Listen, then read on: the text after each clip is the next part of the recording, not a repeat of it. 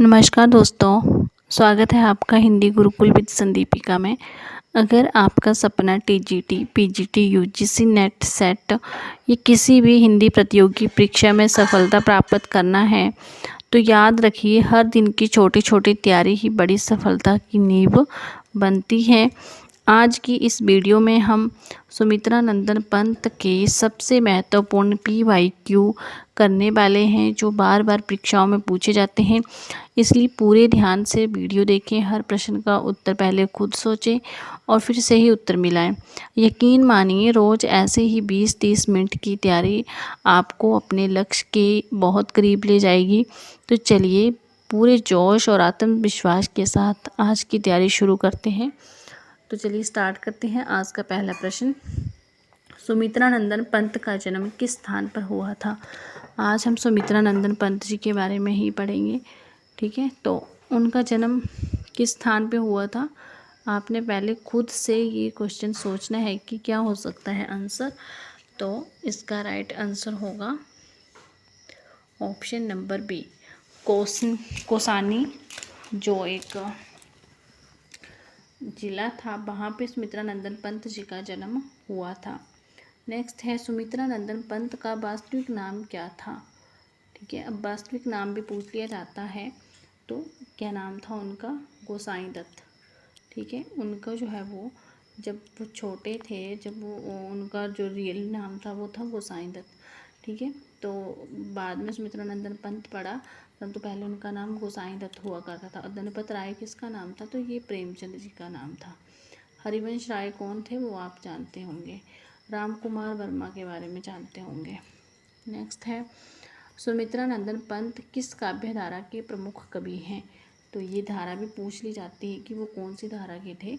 तो वो थे हमारे कौन सी धारा के? छायावाद के। ठीक है, वो कौन सी धारा के कवि थे? तो छायावाद के प्रमुख कवि जो है वो माने जाते हैं। अब नेक्स्ट है, छायावाद के कितने प्रमुख स्तंभ माने जाते हैं?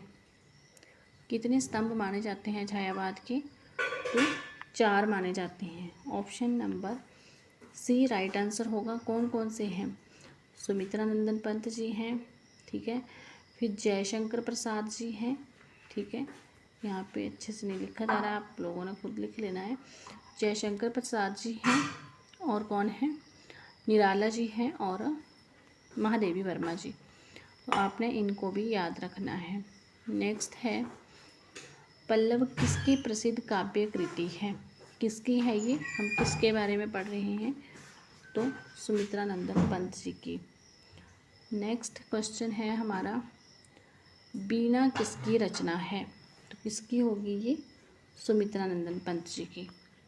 नेक्स्ट है, ग्राम्य के रचयिता कौन है? तो ग्राम्य भी क्या है? इन्हीं की रचना है। ठीक है, किसकी? सुमित्रा नंदन पंत जी की। नेक्स्ट है, युगांत किसकी कृति है? युगांत, ग्राम्य, युग, वीणा, ये किसकी रचनाएं हैं? सुमित्रा नंदन पंत जी की। नेक्स्ट है, युगवाणी। देखो, युगवाणी के लेखक कौन है? ये आपने य से याद रखनी है। इसका आंसर होगा सुमित्रा नंदन पंत जी। नेक्स्ट है, स्वर्ण किरण के रचयिता कौन है? तो ये भी किसकी रचना है? सुमित्रा नंदन पंत जी की। नेक्स्ट है, स्वर्ण धूलि किसकी रचना है? तो ये भी सुमित्रा नंदन पंत जी की है। लोकायतन किसकी प्रसिद्ध कृति है? सुमित्रा नंदन पंत जी की। अब हम पंत जी के बारे में पढ़ रहे हैं तो उनकी ही रचनाएं हैं, पर जब आप एग्ज़ाम दोगे तो आप कंफ्यूज हो जाते हो वहाँ पे। क्यों? क्योंकि बहुत सारे कवियों की रचनाएं हमने पढ़ ली होती हैं, तो वहाँ पे कन्फ्यूज़न क्रिएट होता है। अब तो हम एक ही कवि के बारे में पढ़ रहे हैं।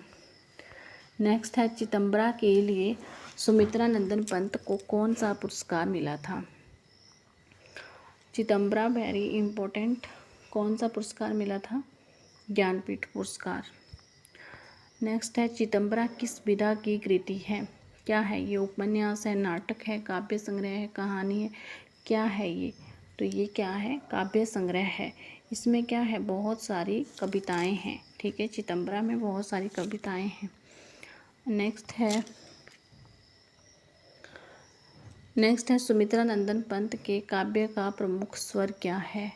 उनको क्या कहा जाता था, प्रकृति और सौंदर्य का कवि भी कहा जाता था। उन्होंने प्रकृति और सौंदर्य के बारे में ही मोस्टली कविताएं लिखी हुई हैं। नेक्स्ट है वीणा किसकी रचना है, किसकी है, हमने पहले भी पढ़ा ये क्वेश्चन, सुमित्रा नंदन पंत जी की। नेक्स्ट है सुमित्रा नंदन पंत का निधन या उनकी मृत्यु जो है वो किस वर्ष हो गई थी, तो इसका आंसर होगा हमारा 1977 ईस्वी। ईस्वी भी आपने साथ में याद रखना है, केवल विक्रमी संवत आ सकता है तो आपने ईस्वी पे राइट आंसर होगा।